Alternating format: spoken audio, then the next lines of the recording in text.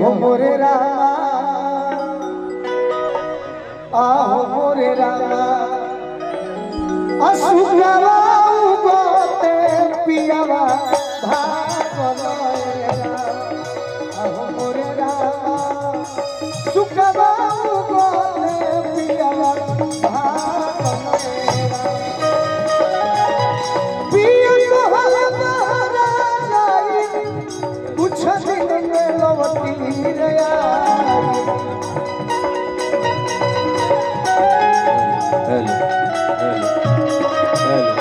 रे हो मोरे रानी जी तरी चले सुखवा उगते पियावा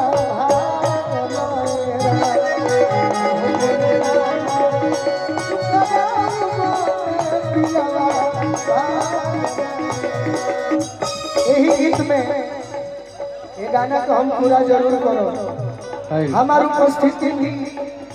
आज एक से बड़े कलाकार आई लगी जहाँ हमारा आवाज के जादूगर आलोक भैया खातिर भी जोरदार ताली रोलर से बजा दिए। आज के मुख्य अच्छा कलाकार में डिम्पल सिंह जी, हाँ जी, ट्रेंडिंग स्टार के सारी लाइन भाई राहुल पांडे जी, खुशी कपूर, धनंजय बाबू, ऐसा भी कलाकार विकास सिंह वीरप्पन भैया के प्यार में आई बा हमारी उपस्थिति यही हो जाएगी। अरे जिंदगी में जो भोरे लुए जा,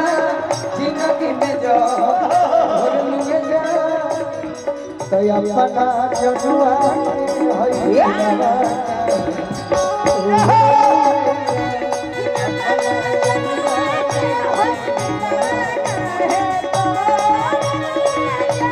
सुखवा उगते पियावा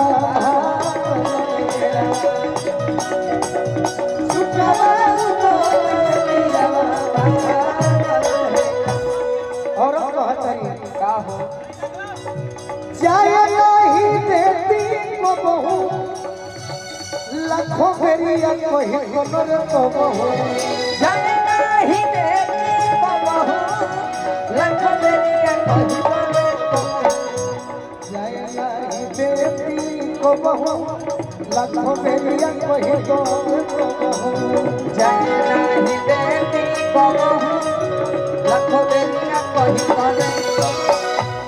अभी के दौर में बड़ा लोग भैया अच्छा गाँव का रघुरा जय करना चढ़ा रहा अभी हिलौले बड़े करके अरे देती को बहू लाखों बेरिया कोई तोरे को बहू आहो मोरे रामा पहिले से रहती तन भो जा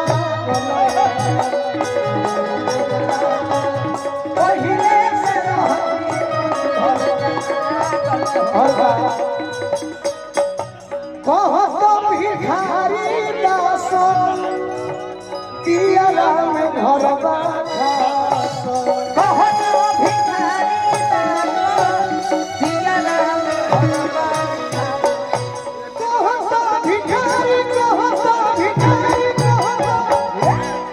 भिखारी दास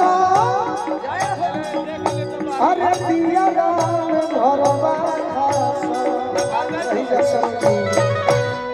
किया हो मोरे रामा अरे ये सोची मनवा भइले पागलएरा आहो मोरे रामा ये सोची मनवा भइले पागलएरा